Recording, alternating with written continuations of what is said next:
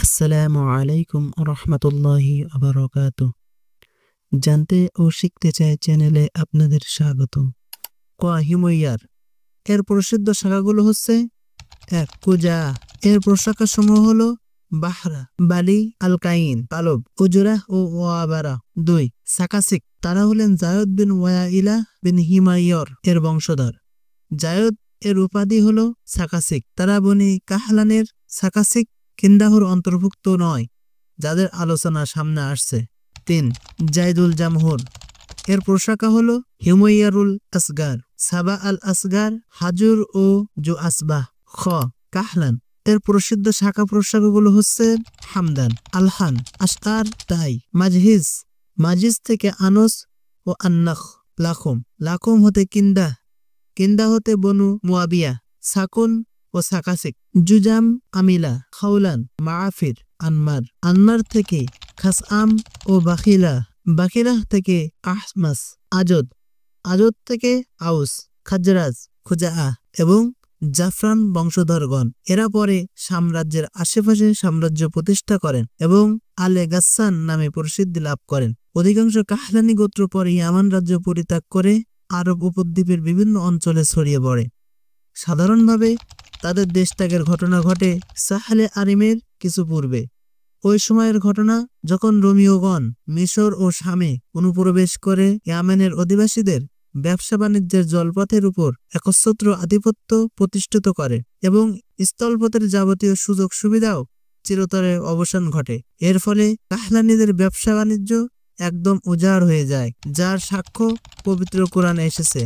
আল্লাহ তাআলা বলেন, সাবার অধিবাসীদের জন্য তাদের বাসভূমিতে একটা নিদর্শন ছিল, দুটো বাগান, একটা ডানে একটা বামে। তাদেরকে বলেছিলাম, তোমাদের প্রতিপালক প্রদত্ত রিজিক ভোগ করো আর তার প্রতি কৃতজ্ঞতা প্রকাশ করো, যিনি সুখ শান্তির শহর আর ক্ষমাশীল পালনকর্তা। কিন্তু তারা আল্লাহ হতে মুখ ফিরিয়ে নিল, কাজেই আমি তাদের বিরুদ্ধে পাঠালাম বাঁধ ভাঙ্গা বন্যা, আর আমি তাদের বাগান দুটিকে পরিবর্তিত করে দিলাম এমন দুটি বাগানে যাতে জন্মিত বিষাদ ফল, ঝাউ গাছ আর কিছু কুল গাছ। অকৃতজ্ঞতা ভরে তাদের সত্য প্রত্যাখ্যান করার জন্য আমি তাদেরকে শাস্তি দিয়েছিলাম। আমি অকৃতজ্ঞদের ছাড়া এমন শাস্তি কাউকে দেই না। তাদের এবং যেসব জনপদের প্রতি আমি অনুগ্রহ বর্ষণ করেছিলাম সেগুলোর মাঝে অনেক দৃশ্যমান জনপদ স্থাপন করে দিয়েছিলাম এবং ওগুলোর মাঝে সমান সমান দূরত্বে সফর মঞ্জিল করে দিয়েছিলাম। আর তাদেরকে বলেছিলাম, তোমরা এসব জনপদে রাতে আর দিনে নিরাপদে ভ্রমণ করো। কিন্তু তারা বলল, হে আমাদের পালনকর্তা, আমাদের সফর মঞ্জিলগুলোর মাঝে ব্যবধান বাড়িয়ে দাও। তারা নিজেদের প্রতি জুলুম করেছিল, কাজেই আমি তাদেরকে কাহিনী বানিয়ে ছাড়লাম, যে কাহিনী শোনানো হয়, আর তাদেরকে ছিন্ন ভিন্ন করে দিলাম। এতে প্রত্যেক ধৈর্যশীল কৃতজ্ঞ ব্যক্তির জন্য নিদর্শন রয়েছে। সূরা সাবা 15-19 নম্বর আয়াত। হিমইয়ারি ও কাহলানি গোত্রদ্বয়ের বংশদ্বয়ের মধ্যে বিরাজমান আত্মকলহ ও দ্বন্দ্ব ছিল তাদের অন্যতম প্রধান কারণ, যার ইঙ্গিত বিভিন্ন সূত্র থেকে পাওয়া যায়।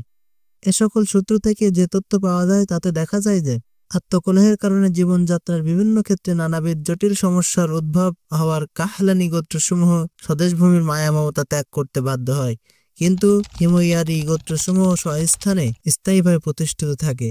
যে সকল কাহলানি গোত্র স্বদেশের মায়া মমতা কাটিয়ে অন্যত্র গমন করে তাদের 4টি শাখায় বিভক্ত হওয়ার কথা নির্ভরযোগ্য সূত্র জানা যায়।